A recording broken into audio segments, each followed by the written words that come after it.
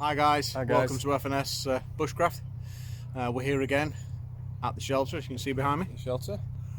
Still standing. Still standing. It's always a good one. Yep. In today's sort of video, just a brief one, we're going to try and show some fixing of some poles to the shelter and maybe putting an old bit of tarp that we've got from home on the top, and maybe how we're going to fix that and keep it fixed to the top of the shelter. Just a bit of a short one, nothing too fantastic, nothing too long. So without further ado, we'll get straight into it, unless you've got something more to say. I was going to say, we had the idea of building a little bench as well, so we might try and do that. Oh yes, possibly a little bench if we've got the time. So.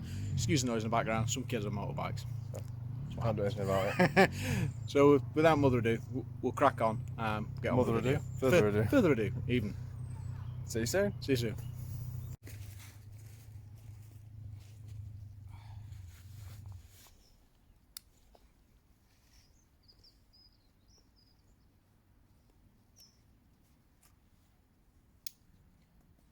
If you're wondering what the big spool is, jute twine dyed black. Amazon, about what, £8? But you get loads. I've got two for £8, two of those. So the perfect cordage, I think. A little bit weak on its own, but once you've done a wrap and a lash, put several layers on, perhaps cut it a little bit longer than you would normally use, say for paracord. It's not as strong as bank line by no means, but it's I think a bit kinder on the environment with the impact. Jute twine, natural, will degrade over a length of time, where I say paracord wouldn't. So yeah, a little bit better to work with, I think. What I'm attempting to do here is, when we put a bit of tarp over the top that we found, we need some way of trapping it to the shelter. So I'm trying to create a hoop from these branches. So I've stuck them in at both ends, on the thickest ends, bent them around the shelter. I've got the thin tops that I'm now tying together. So yeah, simple overhand knot in the end of the thread. Okay, and then just do a Canadian jam knot, which we've shown in the playlist before, how to do a Canadian jam knot. That just helps me start, have a starting point, and then I can just do a wrap around like that. That's all I'm doing, just doing a wrap, just going round, nothing too fancy, and around, and as you overlap it over itself, it builds up more strength to hold the pieces together. You do that at several points, from the thinnest point all the way down around the sides. Just do, I don't know, probably a foot and a half apart. That should be strong enough to hold it together. You use the natural spring of the branch to create that bend. Hopefully it'll sort of set there when it kind of starts to die back a bit. Bit fiddly.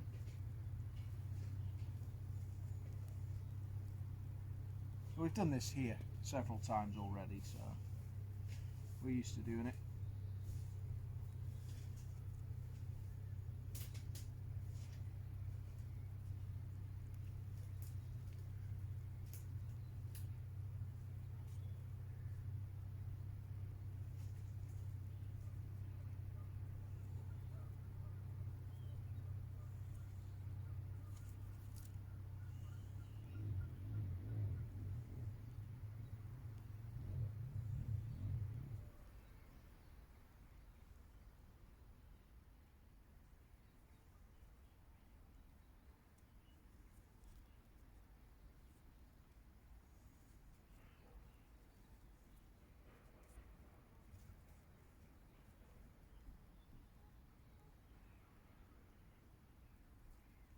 Finish it off with a clove hitch and a stop knot. We're good to go. Good to go.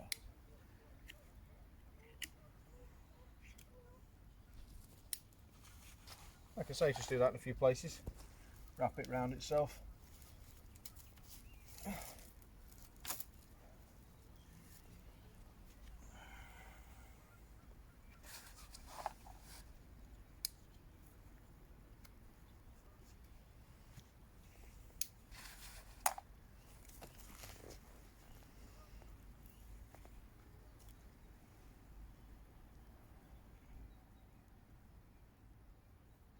Simple overhand knot.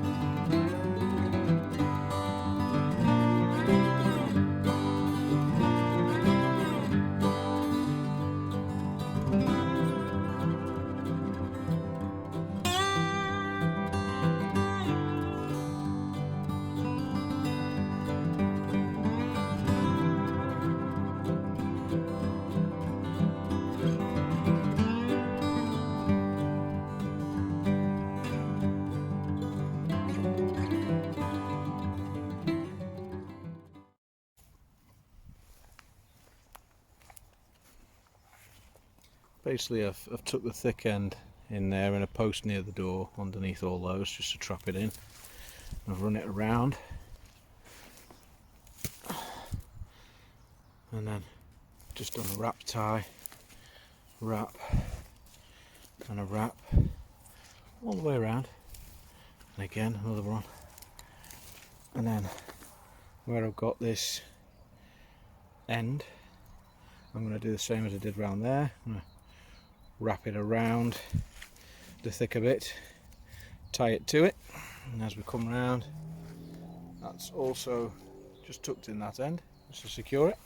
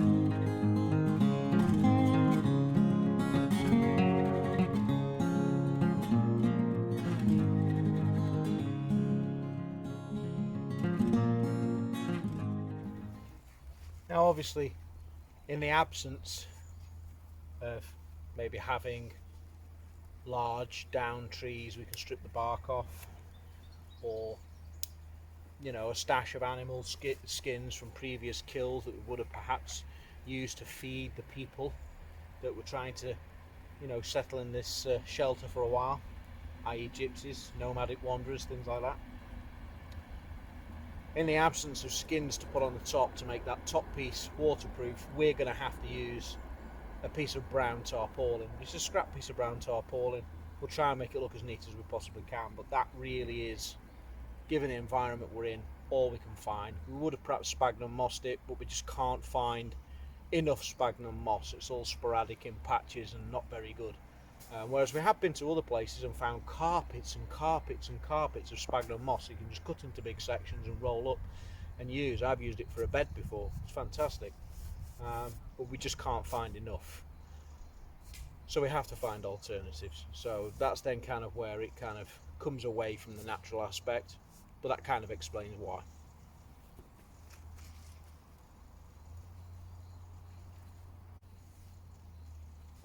I'm trying to put this and fix this in a certain way so that if, say, it's a sunny day and it's dry and you don't need the tarp on the top, it can be taken off.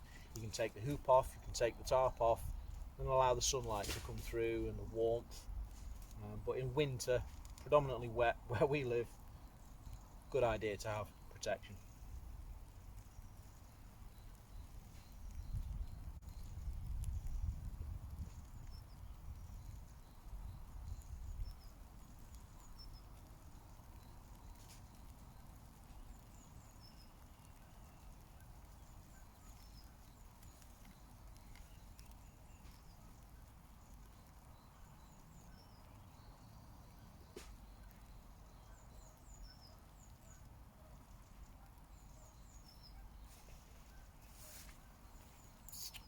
That should be enough, I think.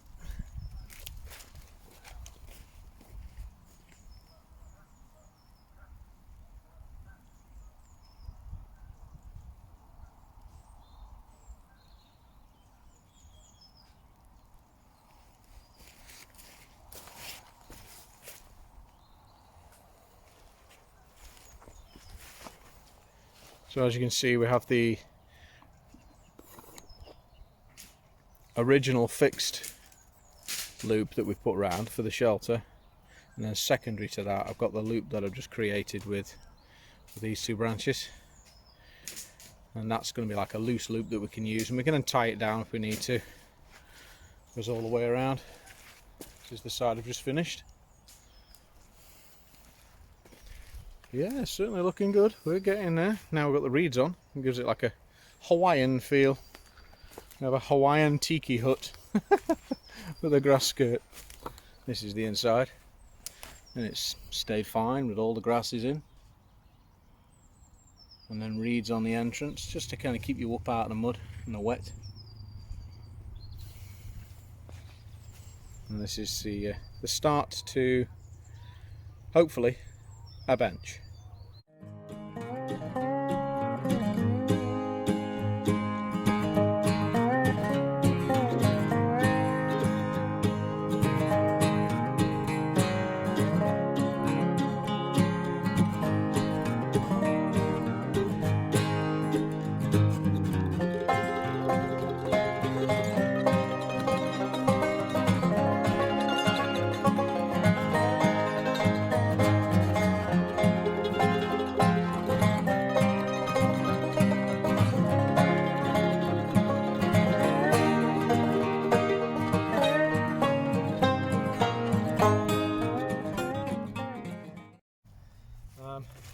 And really, given how pincered that is, that should do. Shouldn't need any more than that. Wet bum. Yeah, just put the sit mat on and you're good to go, which we do have in the bag, don't we, Matt? Yeah.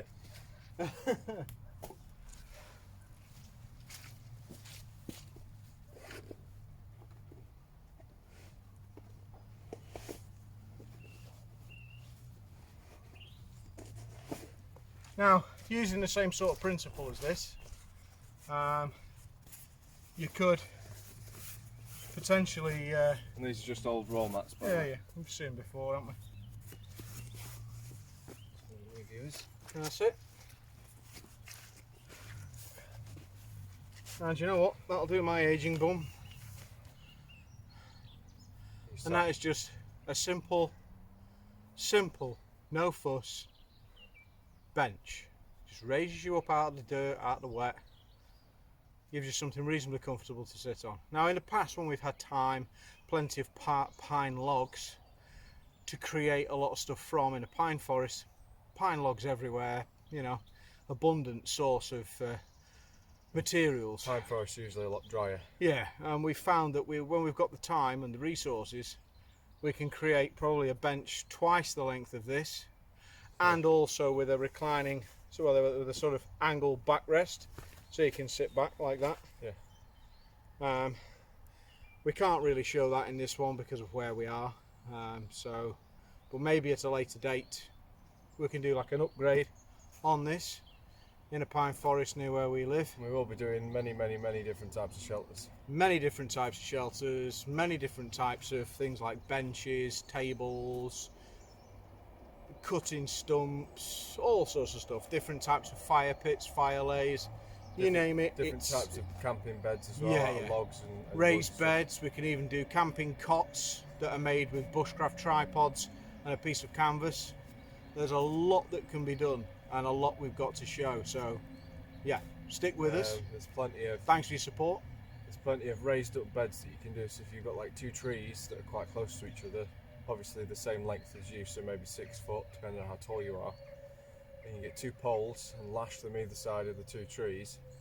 And if you've got like bungee cord or a large piece of material like an old tarp or a big sheet of canvas or something like that, you wrap it around the 2 poles and it acts like a cot. Like a cot. Yeah. And then you just put a tarp over the top and you sort it for the night. If you haven't got a hammock or there isn't anywhere else that you can sleep sheltered, if you haven't got a tent or anything like that. There's a gentleman that has a channel and it's called Corporal's Corner on YouTube. So if you want to pop over to him, you can have a look, or you'll see at some point. I would love to try his raised bed that he does in that, with 2 large 6-foot tripods, 2 long poles that go between, and a stretched bit of material over, and he just puts the tarp over the top. I'll tell you what, it looks effective, looks awesome, and I'd love to give it a try for a night. So yeah, maybe at some stage in the not too distant future we can give that a go. There's another one that Really Big Monkey 1, hi Dave, that he does or has done, where you use 4 small tripods about that big, and you then rest your logs on the top of the tripods in parallel, and then 2 logs in between to stop them from pulling in material on that, and you lie on that. So there's many different configurations, many different things that you can do. Creativity, creative mind. These people are awesome, and they give me ideas and feed me with that creativity. There's also different types of survival shelters that we can do. We can do a survival shelter series if you want. Yeah, we can. Where we show like different types of debris shelters. Lean-tos. You can do what would you call it? Like foxhole type shelters, where you dig like a 2-foot or 3-foot trench, and you cover the top with like branches and spruce boughs, stuff like leaves. that. Also down trees. If you've got a lot of down trees and large logs like this, you can also use the log as a main trunk of support the tree pole, and you can lean up debris along the sides of that and create a debris shelter that way. So yeah, there's loads and loads of stuff that we can still do, and that we're going to do in the future. Just because we've nearly completed this doesn't mean we're at our end, so stick with us. There's plenty more to come in this episode and in future episodes. Thank you very much for your continued support. Thank you very much. We haven't finished. We will be back shortly with a little bit more. This isn't an outro. We just thought we'd have a little bit of a chat to camera now we've done this bench. So moving on to the next thing, where we can throw the tarp over the top and utilise the hoop that I've put on, and we'll see how well that works. It might fail, it might not, but it's worth a try. So see you in a minute, guys. See you in a minute.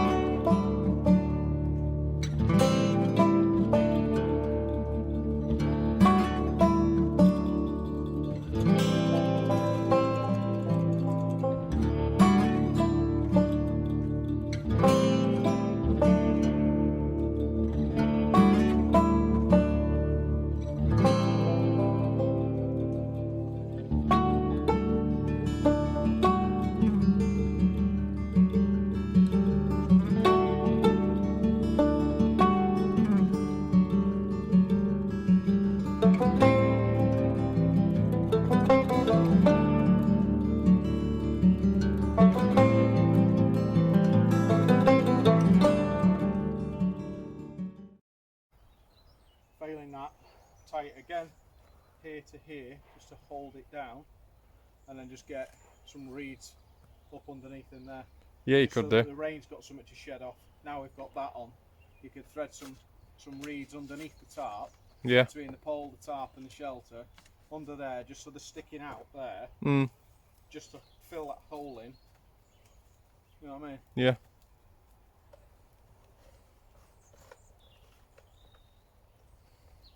That's the only thing I could do for filling that gap in. And the same at the back here.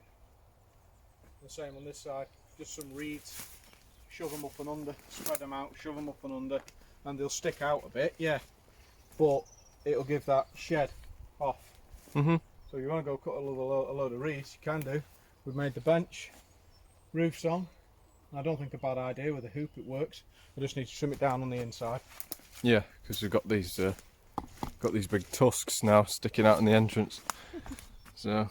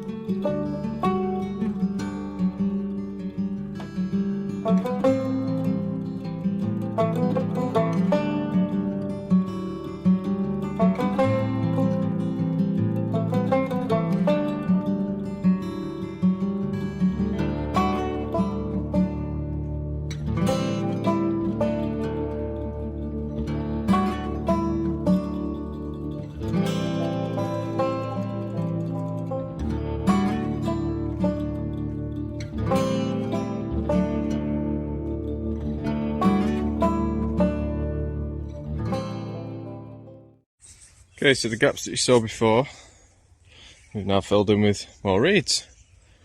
It looks pretty superb. We've done it on the other side as well.